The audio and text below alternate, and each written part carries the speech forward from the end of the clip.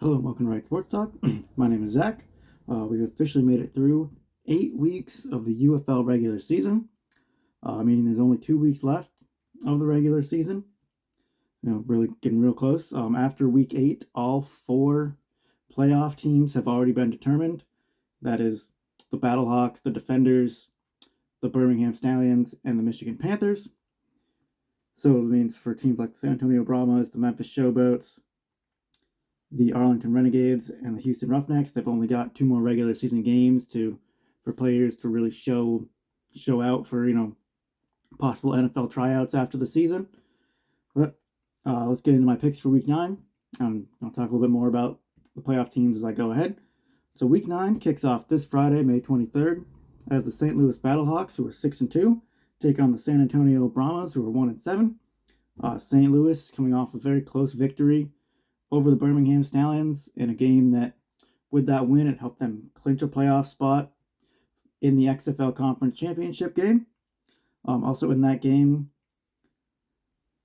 running back Jacob Sailors had a very good game for them to really help carry them to victory. He had 118 rushing yards with a touchdown. Quarterback Max Duggan, although he did not perform all that well through the air, he did have 54 rushing yards and 2 rushing touchdowns of his own. And the big difference maker was linebacker Callahan O'Reilly in the fourth quarter. Had a pick six that really swung the momentum and really swung the game in St. Louis's favor.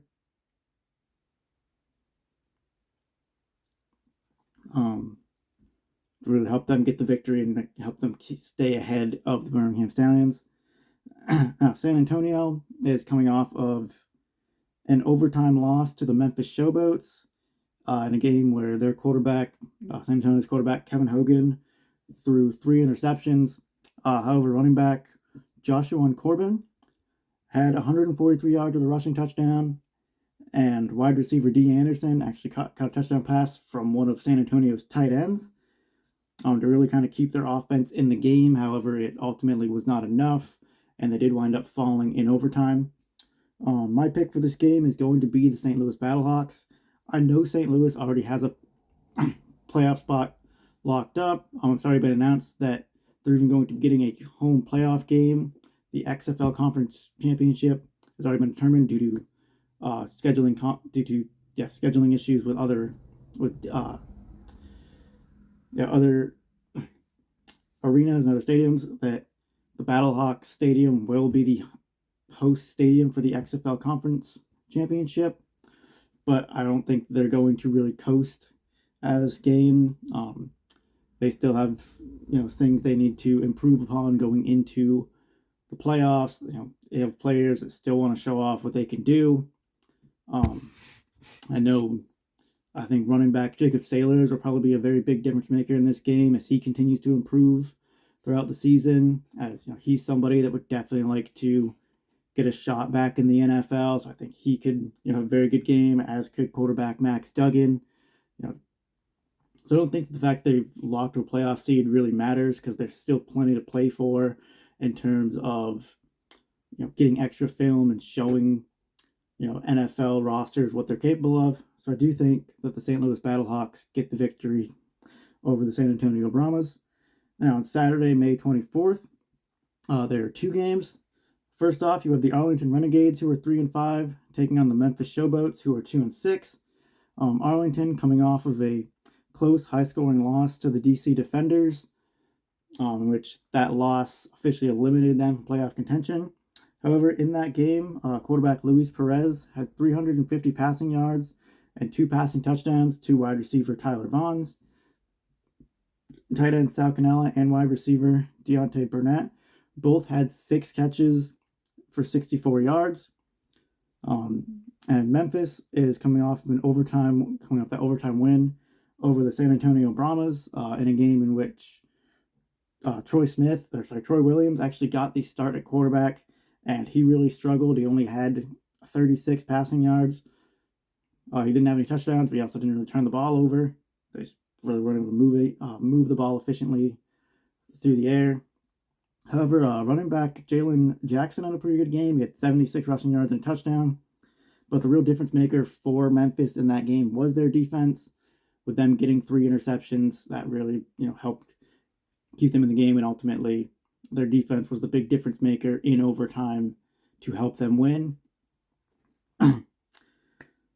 My pick for this game is going to be the Arlington Renegades. I think that their offense is still too high powered with Luis Perez and Sal Canella and Tyler Vaughn's in the air. And I think that, there are plenty of guys there that are still trying to show that they deserve spots in the NFL. I know, Luis Perez has gone through this for, a few years now, and he's still trying to, be an NFL caliber quarterback. He's somebody that still continues to play well. He's still second in the league in passing yards. Sal Canella is a guy that had an invite to a training camp last year. Ultimately didn't make it. I know he's somebody they would like to get back. So there's still plenty to play for these teams. But I think that Arlington's high-powered offense gets the job done and they get the victory over Memphis. The second game on Saturday, you've got the Michigan Panthers, who are 6-2, taking on the Birmingham Stallions, who are 5-3. Michigan is coming off of a win over the Houston Roughnecks, in which they clinched up a spot in the USFL Conference Championship game. And in that game, quarterback Bryce Perkins did not play due to an injury. I'm not really sure what the injury was, but he was not starting. He was on the sidelines suited up. I'm assuming he was the emergency third string quarterback, so it looked like it's not an injury that shouldn't keep him out for too long. I think maybe they were just trying to have more injury prevention, just to sit him out if he was a little banged up, so they didn't risk him getting more banged up or seriously injured before the playoffs. But in replacement of him, quarterback Danny Etling got the start, and he actually played pretty well, having 3 passing touchdowns. So their offense was still very good, even without Bryce Perkins. Now, Birmingham is coming off of that very close loss to the St. Louis Battlehawks, where their offense showed flashes of being very good.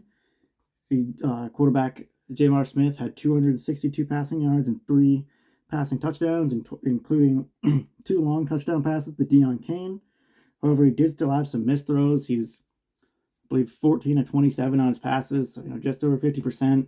And he did have that one pick six late in the fourth quarter that really swung the game for St. Louis. That was, really his biggest missed throw, but he had also other times where he had receivers wide open and just overthrew them or didn't see guys, and had an opportunity for big plays that he just missed, which ultimately cost them the game. However, because Houston lost to Michigan, Birmingham was able to clinch a playoff spot as well in the USFL Conference Championship game, despite not coming off a victory. And again, due to scheduling conflicts with stadiums, Birmingham, despite having the worst record than Michigan, which at the end of the season it could be the same, or if Michigan loses the next 2, Birmingham could have a better record. But Birmingham is hosting the USFL Conference Championship game in a couple weeks, despite the fact they might not even be the number 1 team in the conference. So, my pick for this game, I actually think that the Michigan Panthers get the victory here, and if they win, it would be their first time in history, dating all the way back to the inaugural USFL season back in 2022. It would be the first time for Michigan to beat the Birmingham Stallions. I think Birmingham is 9-0 against them right now. They played them very close the second week of the season this year, but ultimately came up short.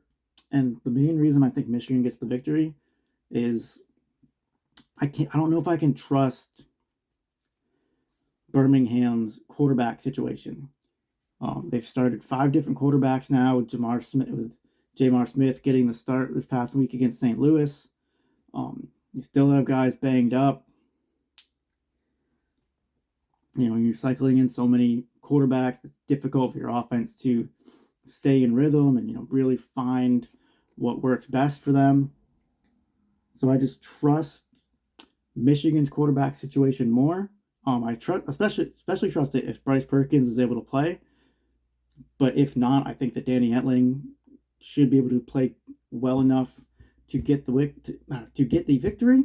So I do think that Michigan comes away with the win over the Birmingham Stallions. Now on Sunday, May 25th, you have the DC Defenders, who are 6-2, taking on the Houston Roughnecks, who are 3-5. The Defenders are coming off of their high-scoring victory over the Arlington Renegades, and Houston is coming off the loss to the Michigan Panthers, in which their offense was pretty good at gaining yards, as quarterback Jalen McClendon threw for 316 passing yards. They even had 2 passing touchdowns, but it just wasn't enough to keep up with Michigan's offense. So for this game, I am going to pick the DC Defenders. The main reason is because of that offense.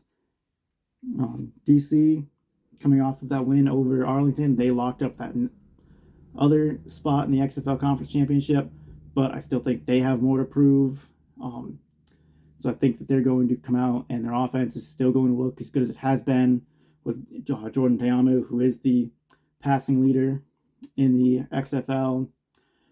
Also, their running game has looked really good the past few weeks. It looked very good against Arlington.